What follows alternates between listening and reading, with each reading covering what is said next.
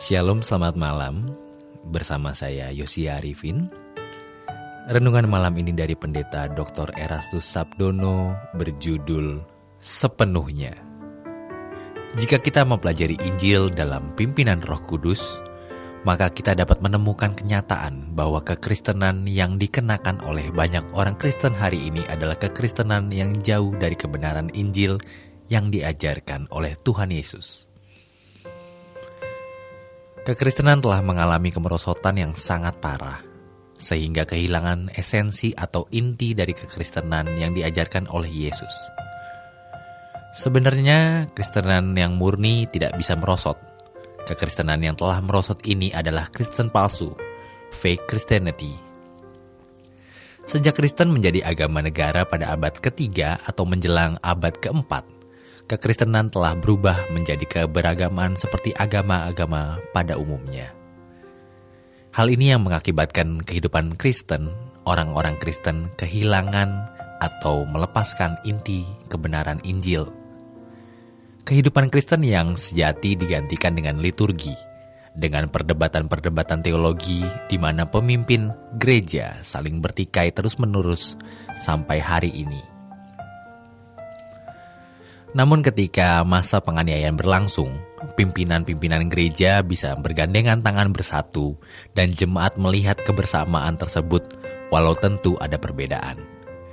Tapi setelah tidak ada penganiayaan, baju-baju lusuh yang dipakai para pimpinan gereja dan uskup digantikan baju-baju sutra, baju-baju kebesaran yang didesain begitu rupa untuk pantas duduk di samping kaisar atau di samping para petinggi kerajaan.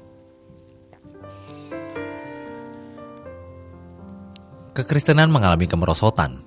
Ini semua adalah pekerjaan kuasa kegelapan yang membelokkan perjalanan hidup orang percaya yang mestinya menuju langit baru bumi baru, namun kemudian terparkir di bumi ini.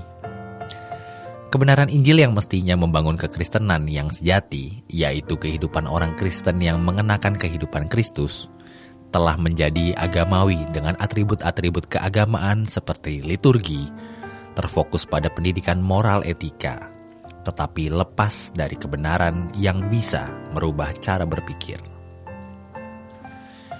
Sejujurnya, justru atribut-atribut itulah yang membuat orang-orang Kristen semakin jauh dari kebenaran Injil sejati yang diajarkan oleh Yesus. Salah satu ciri penyesatan yang sukses dari kuasa kegelapan adalah ketika orang-orang Kristen berhenti mengadakan perjalanan menuju langit baru bumi baru atau tidak sepenuhnya fokus kepada langit baru bumi baru. Mereka telah membagi hati kepada dunia, sesuai dengan firman yang mengatakan di mana ada hartamu berada, di situ hatimu berada. Sejatinya, ketika seseorang mengambil keputusan menjadi orang Kristen atau mengikut Yesus, maka seluruh arah perjalanan hidupnya haruslah ke rumah Bapa. Tuhan Yesus tegas mengatakan ketika khotbah di bukit dalam Injil Matius 6 ayat 19-21, "Janganlah kamu mengumpulkan harta di bumi ngengat dan karat merusakannya, dan pencuri membongkar serta mencurinya. Tetapi kumpulkanlah bagimu harta di surga. Di surga, ngengat dan karat tidak merusakannya dan pencuri tidak membongkar serta mencurinya. Karena di mana hartamu berada, di situ juga hatimu berada." Dalam suratnya, Paulus juga mengatakan di Kolose 3 ayat 1-4, "Karena itu, kalau kamu dibangkitkan bersama dengan Kristus, carilah perkara yang di atas di mana Kristus ada, duduk di sebelah kanan Allah. Pikirkan perkara yang di atas, bukan yang di bumi.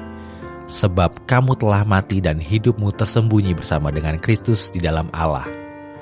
Apabila Kristus yang adalah hidup kita menyatakan diri kelak, kamu pun akan menyatakan diri bersama dengan Dia dalam kemuliaan."